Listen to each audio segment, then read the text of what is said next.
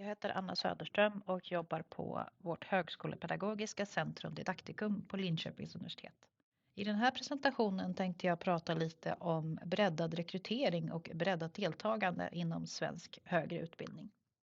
Svensk högre utbildning har sedan andra världskriget präglats av modernisering och öppnandet av flera lärosäten och därmed utökning av antalet studieplatser. Och det har skett i en rad utvecklingssprång som påverkas av att det är en statlig verksamhet. Detta innebär att universitetet räknas som en myndighet och därmed omfattas av lagområden som rör saker som offentlighetsprincipen, förvaltningslagar och att verksamheten i hög grad är skattefinansierad. Och trots ett ökat antal studieplatser över tid uppmärksammades flera problem med snedrekrytering och brist på utbildad kompetens i olika regioner i landet. Och att bredda rekryteringen behövdes, men det sågs som en utveckling som mest diskuterades men som i praktiken stannade av. På reformnivå från politikerhåll satsades det på fler vägar in till högre utbildning, men det var först år 2002 som mer ansvar lades på respektive lärosäte genom ett tillägg i svensk högskolelag.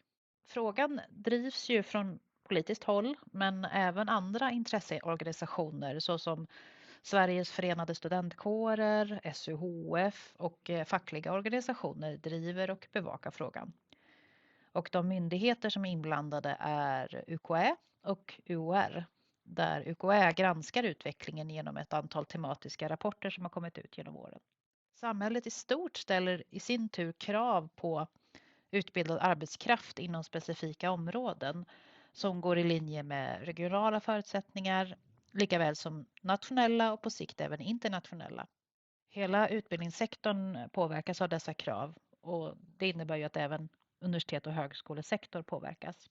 Men man kan också se breddad rekrytering som ett uttryck för att vi behöver ha fler perspektiv inom akademin som en grund för fortsatt utveckling och kvalitet inom den utbildning som bedrivs.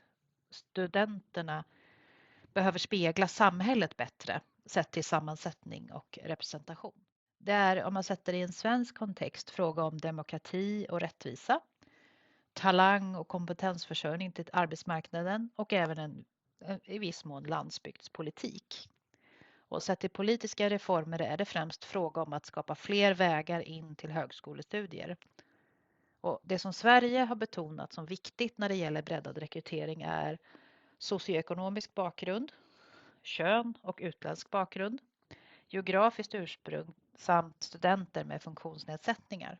Högskolesystemet i Sverige har ju expanderat under flera decennier, men trots detta är det fortfarande många grupper som av olika anledningar inte söker sig till högre utbildning.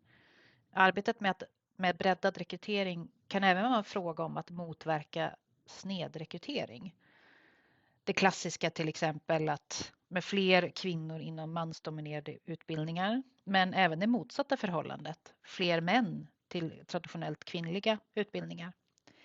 Och snedrekrytering innebär även att vissa grupper alltid söker sig till vissa typer av utbildningar. Högutbildade föräldrar inom högstatusutbildningar får oftast barn som fortsätter på samma spår, likt vissa utbildningar som främst attraherar studenter med utländsk bakgrund och andra enbart läser utbildningar med jobbgaranti efter examen, på distans till exempel på grund av sin familjesituation och därmed låses ute från eventuella andra alternativ. Och det finns mycket att vinna på att luckra upp detta och få en bättre blandning. Men vi är inte riktigt där än i Sverige, snarare tvärtom. Och då var det 2022 var det dags för en uppföljande utvärdering av arbetet med breddad rekrytering. Och då menade UKÄ som den granskande myndighet som granskade detta arbete att svenska universitet och högskolor gör väldigt mycket på olika nivåer för att bredda sin rekryteringsbas. Men att både systematik och långsiktighet har stora förbättringspotential. Det är mycket vi kan göra bättre helt enkelt. Det finns många dimensioner i detta. Lärosäten präglas ju i stor mån av sin generella profil, det vill säga vilken typ av utbildningar ger man och vilka forskningsområden är knutna till det. Och även sin geografiska placering i landet och hur utbyggd infrastrukturen är i området. Det kan också spela roll hur gammalt universitetet är, om det är ett nytt respektive gammalt universitet. Det är även väldigt svårt att bryta normerna kring könsbundna studie- och yrkesval, men även traditionen inom vissa grupper att alltid söka sig till en viss typ av utbildning och inte ens överväga något alternativ är minst lika svårt, om än kanske till och med ännu svårare. Det kan även vara skillnader mellan universitet och högskolor när det gäller breddad rekrytering, där främst högskolor lyckas bättre, kanske på grund av en längre tradition av mer flexibla utbildningsformat. En del lärosäten har redan från starten sett som sitt uppdrag att satsa på mångfald och inkludering. Men med lagen blev detta ett uttalat uppdrag för alla. Och det här arbetet har inte varit helt friktionsfritt. Det är inte alla som vill arbeta med breddad rekrytering, då en del hävdar att det riskerar att vi måste sänka kraven och därmed blir det sämre kvalitet på våra utbildningar. Att ansvaret för breddad rekrytering ligger på lärosätet innebär i förlängningen att det hamnar hos den enskilda läraren att möta mångfalden genom inkluderande och likvärdig undervisning på ett bra sätt. Och det är inte alltid ett lätt uppdrag, då förutsättningarna kan skifta över tid och det ställer krav på lärarens kompetensutveckling i relation till sitt undervisningsuppdrag. Det som kan ses som en konsekvens av breddad rekrytering är att även kunna jobba med det som kallas för breddat deltagande. Det kan och bör ses som en självklarhet att vi ska arbeta inkluderande och att alla studenter ska mötas med respekt och undervisningsformer som ger dem möjligheter att genomföra och fullfölja sin valda utbildning. Men frågan många ställer sig är, hur ska det göras i den konkreta läraktiviteten? Hur funkar det i verkligheten? Och det kan, för att öka motivationen i detta, vara bra att tänka på att en välstrukturerad läraktivitet tenderar att gynna alla studenter. Inte bara den enda som man kanske först haft i åtanke. En del menar att det är bättre att diskutera begreppet inkludering istället för anpassningar till exempel. Då det senare, det vill säga anpassning, tenderar att bara gälla en enda individ. Och det kan vara problematiskt både sett ur studentens och lärarens perspektiv. Studenten kan känna sig utpekad och läraren kan tycka att det är svårt att hitta anpassningar för alla och att det då kan kännas övermäktigt. Och det är bra att som lärare ha en medvetenhet kring frågor som rör tillgänglighet, men även vilken typ av stöd som finns för att arbeta med en allt mer heterogen studentgrupp. Och det är också viktigt att se ansvaret lärosätet har vad gäller studenternas arbetsmiljö, där det är bra att känna till det som rör diskriminering och lika villkor. Och det kan i den här kontexten vara bra att som lärare ha kännedom om vilka utmaningar detta kan innebära i undervisningssituationer, men även vad det finns för befintlig infrastruktur som stöttar studenter och då i förlängningen även dig som lärare. Det är inte allt som finns att tillgå, men det kan också vara användbart att fundera över vad som kan utgöra hinder för lärande och vad som går att göra för att förebygga dem genom en ökad kunskap om studenters olika förutsättningar att studera. Och för att stötta alla studenter finns en mängd olika funktioner vid ett universitet som tillsammans utgör en rätt holistisk infrastruktur. Men mycket går att göra genom en medvetenhet hos dig som lärare inom frågor som rör tillgänglighet. Det finns en del att göra redan i planeringen av läraktiviteter som rör både den digitala och den fysiska lärmiljön. Men en viktig insikt är att om detta förarbete gjorts är det faktiskt något som jag nämnde tidigare, som kan gynna alla studenter.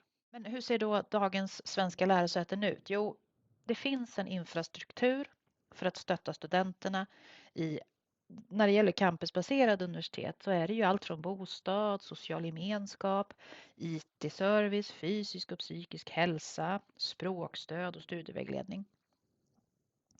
Det är dock tydligt att den typen av stöd som rör språk och psykisk hälsa får allt fler förfrågningar.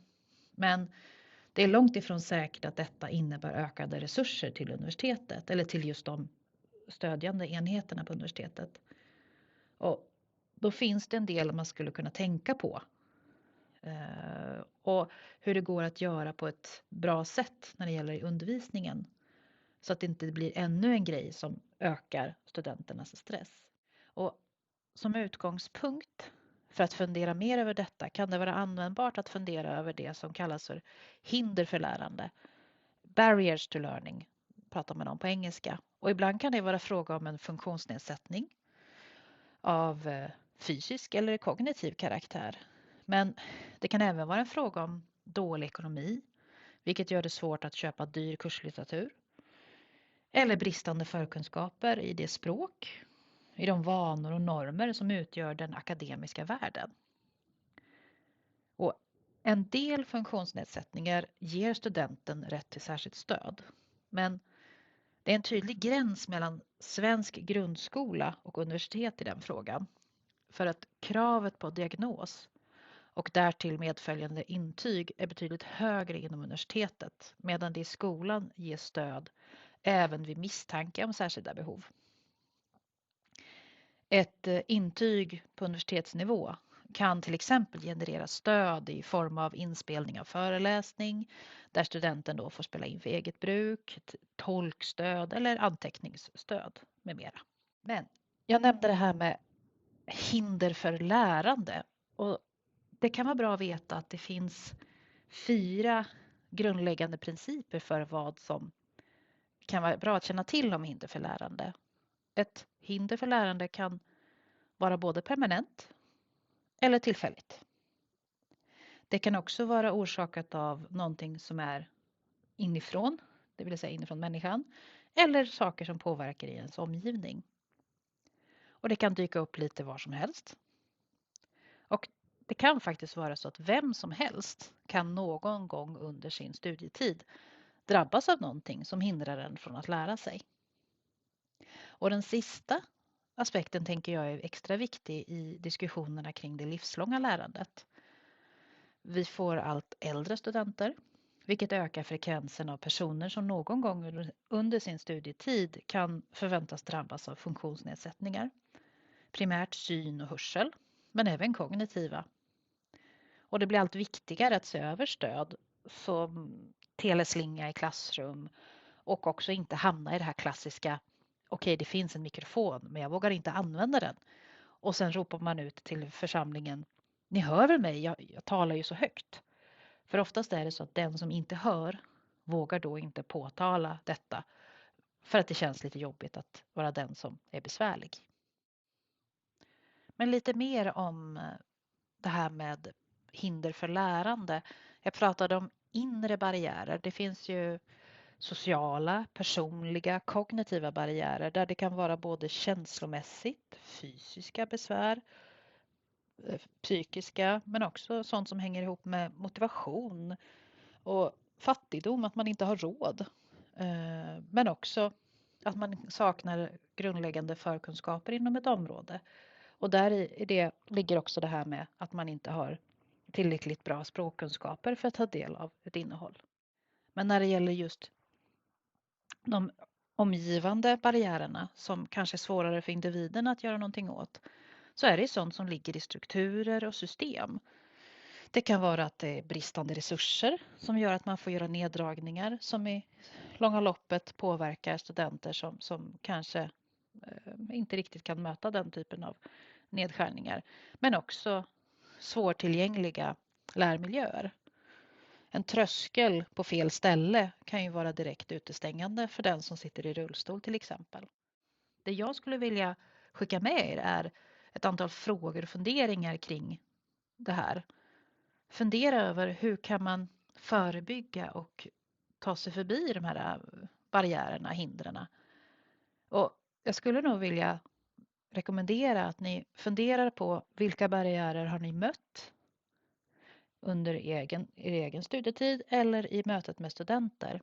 Och fundera över vilka resurser känner du till på universitetet och vad är nytt för dig? Och hur gör du för att kontakta dem när du behöver dem? Och diskutera gärna det med andra som har andra erfarenheter.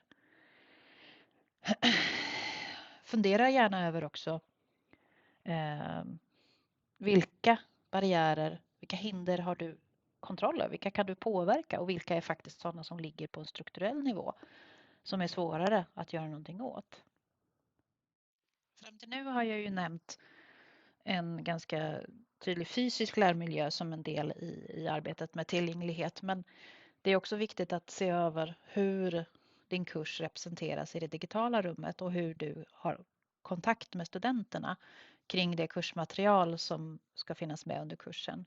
Det är viktigt att se över de ramar och instruktioner som ska bära studenterna genom en kurs och se över om de faktiskt är tillgängliga och också erbjuda dem i olika typer av modaliteter. Gör du en film så behöver du också fundera över om det finns någon typ av textmotsvarighet. Sen om det är textning eller ett manuskript eller en kort sammanfattning. Det är lite upp till dig att avgöra vad som passar bäst. Men det är viktigt att inte låsa in viktig information i ett videoformat utan också erbjuda andra modaliteter. Men också kan det vara fråga om att fundera över hur översätter man en analog aktivitet till en digital på ett rättssäkert och likvärdigt sätt?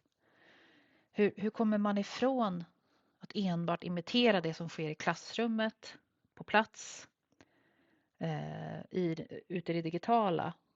Många menar att den här normen behöver utmanas för att vi ska få fullt ut användbara och inkluderande lärmiljöer som passar olika typer av studenter. Och en del av behovet av tillgängligt kursmaterial regleras redan av det som kallas DOS-lagen. Den baseras på en webbtillgänglighetsguide vid namn WCAG eller WCAG som i Sverige gjorts till lag. Offentliga myndigheter ska erbjuda digital offentlig service på ett tillgängligt sätt. Det är grundprincipen i den lagen. Och nya medieformat ska inte stänga ute grupper som inte kan navigera genom annat än textbaserad kommunikation.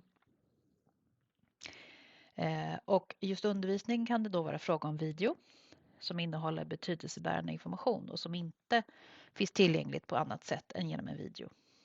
En fråga som ingår i detta är den om textning.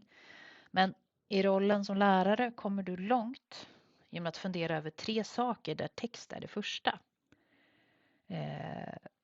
Du ska lära dig att skriva kortare texter, mer steg för steg och att presentera dem i ett bra format, i en layout som funkar för den som ska ta del av det. Och använder du bilder så är det viktigt att lägga till en alt-text och beskriva vad det är för typ av bild. Om det nu då inte är en rent estetisk bild som egentligen inte betyder så mycket för innehållet.